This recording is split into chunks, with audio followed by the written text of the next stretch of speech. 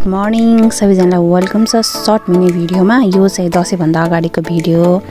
हामी सुन्ता दिदी, अम्बिका दिदी अनि म मर्निङ वाक गएको थियौँ है।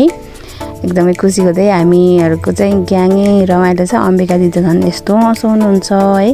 हामी चाहिँ गफ गर्दै हिँडेको थियौँ। अब के गफ भयो त्यो चाहिँ राखिनँ मैले अनि भोइस ओभर गरेँ। सो हामी चाहिँ मर्निङ वाक चाहिँ एकदमै हुन्छ नि जुम्बा बन्द भयो। यो चाहिँ दसैँभन्दा अगाडिको भिडियो बल्ल राख्ने मौका पाएको छु साथीहरू।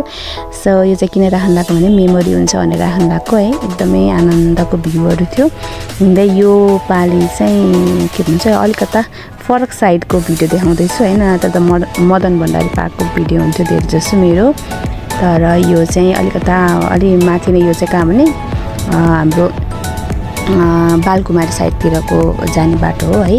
यहाँबाट हामी घुम्दै भ्यूहरू हेर्दै रमाइलो गर्दै गइरहेको थियौँ। अनि यहाँ सानो बोटमा पनि कति धेरै फुल फुलेको भनेर भन्नुभयो, त्यो पनि खिचेँ मैले।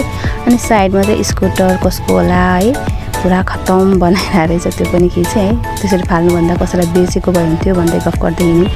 अनि त एकछिनमा चाहिँ यसो हेरेको त पुरा तोडफोड आगो लागेको रहेछ। यो चाहिँ आन्दोलनको बेला होला सायद है। यो चाहिँ पुलिस चौकी रहेछ, त्यहाँको खतमै पारेको रहेछ है। एकदमै नरमाइलो पनि फिल भयो हामीलाई है। सबै हेर्नु त्यहाँ कस्तो नरमाइलो लाग्यो। अनि हिँड्दै गयौँ, भ्यूहरू हेर्दै गयौँ, मर्निङ वाक हिँड्दै गफ गर्दै।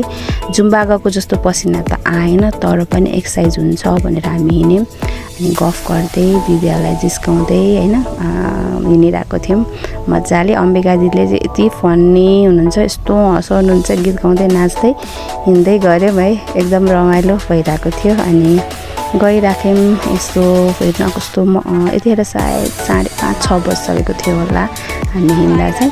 अनि पानी पनि एकदमै बढेको थियो है यतिखेर चाहिँ। अनि हिँड्यौँ।